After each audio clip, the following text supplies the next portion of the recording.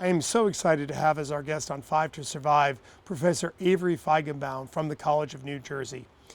Avery is simply one of the world's experts on youth fitness. He's the author of hundreds of articles and books, most recently, The Essentials of Youth Fitness, published by the American College of Sports Medicine.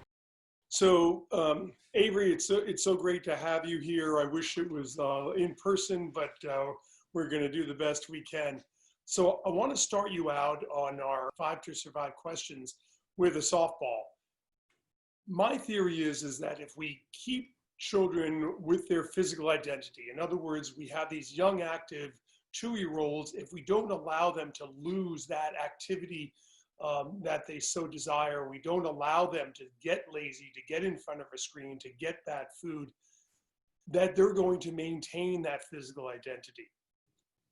But am I being naive? Are these kids maybe coming out of the womb similar to diabetes and similar to the other things that we're seeing now in terms of health problems?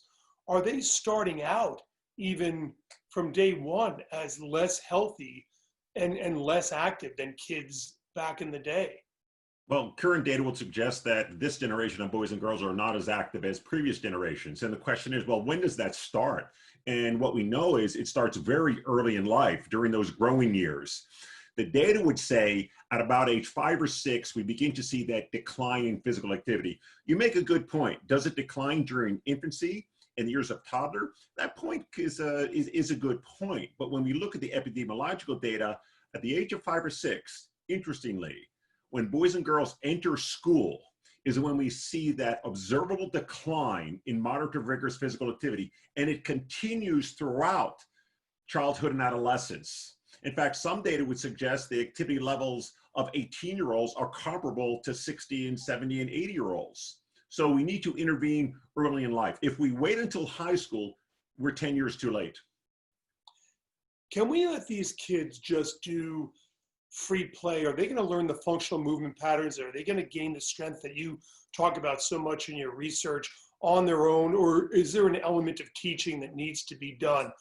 And that teaching, of course, would be in the physical education classes. First of all, free play is absolutely essential. Socialization, creativity, learning new skills. However, these are skills, we call them fundamental movement skills: throwing, kicking, balancing. These are skills that must be taught and reinforced. Where are they taught? They could be taught in the physical education classroom, by a sport coach, by a parent. But just like learning how to read, just like learning how to write, these are skills that must be taught and reinforced. Learning how to jump, kick, catch, and throw, they're not innate.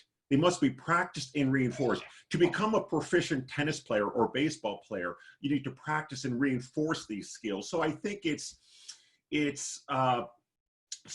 not appropriate to think that all boys and girls will become proficient at jumping, hopping, kicking, and throwing. And why is this important? These are the building blocks of movement. So if you show me a 7-year-old who doesn't know how to kick or throw, I'll show you a 7-year-old who doesn't want to play with his friends. And if you show me a 10-year-old who can't kick a ball or catch a ball, I'll show you a 10-year-old who's embarrassed to go outside and play. And that starts what I call this vortex of inactivity, which starts very early in life. And that little seed is planted in their head at a very early age. And it says, this sucks. I don't want to do this anymore. And I'm going to be embarrassed. And mommy, I'm done. So that brings us perfectly into my next question. And you and I differ a little bit in this, and that I think in the 30 or 40 minutes we have for physical education, and I want to have it every day for every kid.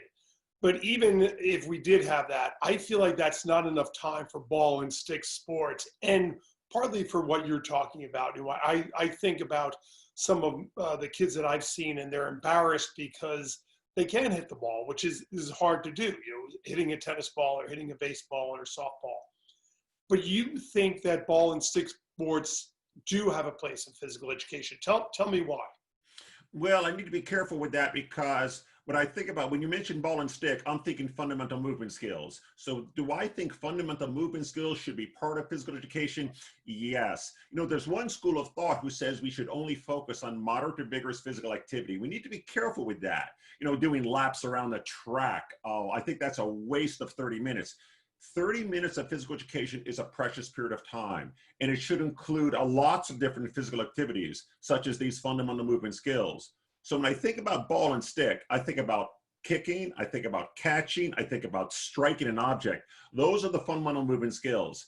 Should physical education be entirely competitive sport? Of course not. Of course not, because that's not appropriate for all boys and girls, and some don't have the skill, but it's the skill of the stick and ball that should be required, in addition to the other fundamental movement skills. But your children learn how to play sports, all sports, sure. Physical education is the only time where boys and girls can get exposed to volleyball and tennis and handball and soccer and football. So those are important skills that children need to learn. One of the things that we've talked about in orthopedics and in sports medicine for years is the female triad, and with concerns about girls that would become amenorrheic and such. But you've made famous this pediatric inactivity triad, and that certainly should be just as important. Can you briefly tell us about that? Well, my colleagues and I realized if we only focus on time spent in physical activity, we're failing. And our current epidemiological reports will indicate that only about 20% of boys and girls worldwide accumulate 60 minutes of moderate to vigorous physical activity daily. So what are we missing?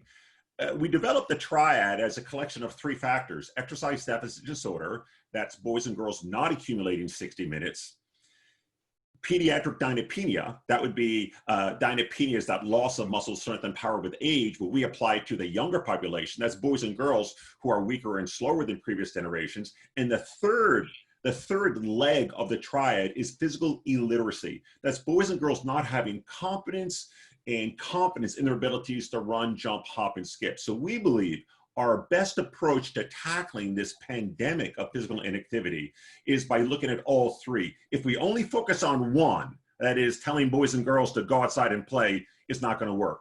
Or if we sit boys and girls in a classroom and we educate them upon the benefits of physical activity, no, that's not going to work for 6-year-olds. And if we only have children spend 2 hours in the weight room, no, that's not going to work either. But collectively, all 3 is probably our best approach.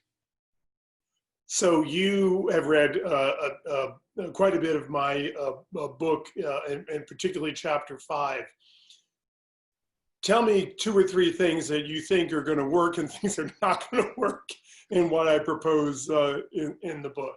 No, well, I think the concept, you used the idea of physical identity, actually, that whole idea of that we need to look beyond the physical and focus on the psychosocial and the cognitive aspects of what we're trying to do with boys and girls.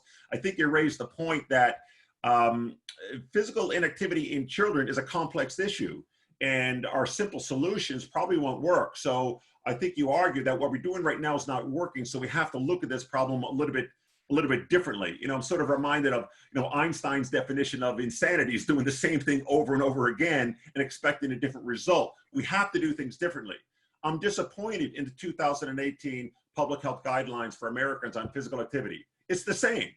It's the same we've been spewing for 20 years, and it hasn't worked. So we have to look at this problem differently. And I think we need your voice. We need my voice. We need a different set of eyes looking at this problem, coming up with some different solutions. The first step is to admit that what we're doing is not working. And any epidemiological data from the US or other countries will suggest that this generation is not as active as they should be. And as you know, as a physician, we're going to pay huge dividends on this later on in life, as we see an increasing prevalence of type 2 diabetes in adolescents, as well as comorbidity. So we're either gonna, play now or pay later.